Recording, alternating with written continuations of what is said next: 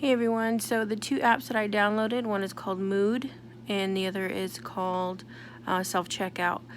These are both towards mental health. The Mood app I didn't really like at all. It basically keeps track of your moods, and there wasn't really any kind of report about what that meant or how that affected you. It was actually quite stupid. I think that was more so for I want to say the medical provider type app, or it just keeps a log and that's it. The other one, the self-checkout, at first I didn't like that one, but when I started to dive into it, it was actually quite cool. It basically did the same thing. It says it's for your mental wellness and self-care. Self-checkout enables you to track your moods and mental wellness through check-ins, reminders, and self-care suggestions. It allows you to monitor how you're feeling on a day-to-day basis in an attempt to improve your overall mental wellness. So if you're not feeling so great, it says to take a look at your self-care checklist and be reminded of what makes you feel better.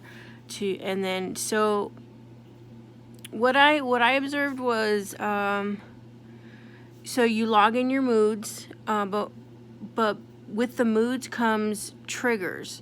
So for happy, I would put, it's Friday. That triggers happiness. Or getting to go out with friends. That's a trigger. They call trigger that you list under happy, and it has like a smiley face emoji, which is cool. So at first I was like, okay, I'm just logging how I feel.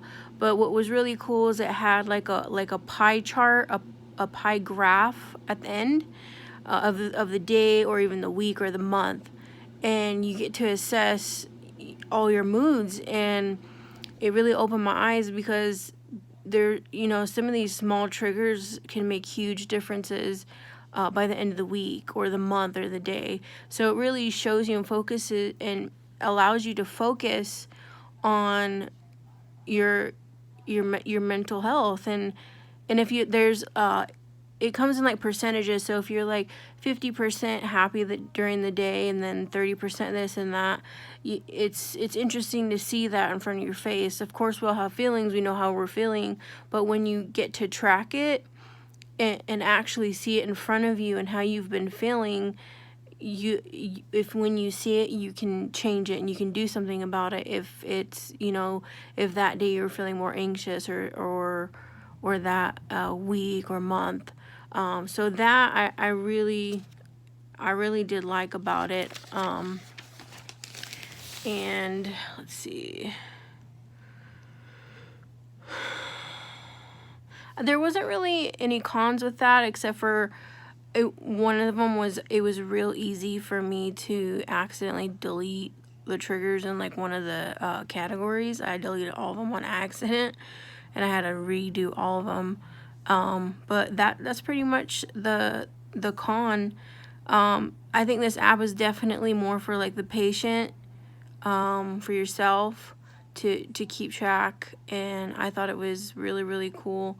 It seems like nowadays a lot of things, like it mentions in chapter 8 in Chico, that everything is healthcare wise is now being digitalized, and it's true. You go to the doctor and everything's computer or iPad, and so there's probably going to be a lot more of this type of stuff in the future.